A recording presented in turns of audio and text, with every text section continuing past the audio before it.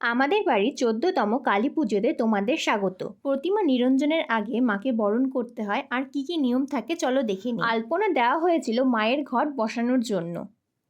মা এখানে ধান, দূর্বা, সলতেতে আগুন জ্বালিয়ে এবং শেষে খই বাতাসা দিয়ে মা কালী ও শিবকে পুছে নিল। মায়ের বরণ শেষ হলে শুরু হলো মিষ্টিমুখ। প্রথমে শিবকে মিষ্টি খাওয়ালো, জল খাওয়ালো, তারপর মা কালীকে মিষ্টিমুখ করালো, শেষে সাপ ও শিয়ালকে মিষ্টিমুখ করিয়েছিল।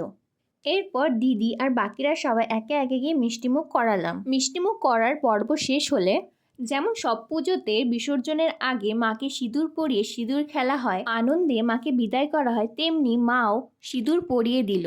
তারপর মাকে নিজের মনোবাসনা কানে কানে বলল, যেন মায়ের প্রতিমা বিসর্জনের সাথে সমস্ত খারাপকে বিসর্জন দিয়ে আগমনে আনন্দ নিয়ে আসুক। তারপর সবাই মিলে ভ্যানে করে মায়ের জয় জয়কার করতে করতে পুকুরে গেলাম। মায়ের মুখটা কি মিষ্টি না! মায়ের প্রতিমা বিসর্জনের সময় আকাশ থেকে যেন পুষ্পবৃষ্টি হচ্ছিল। 7 বার পাক দিয়ে মাকে জলে দেওয়া হয়।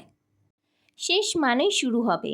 বিসর্জন শেষ হলো, এরপর মা আবার নতুন রূপে আসবে। তোমরা সবাই কমেন্টে বলো জয় মা দক্ষিণাকালী। নতুন রূপে মাকে দেখার জন্য ঝটপট পেজটা ফলো করে নাও।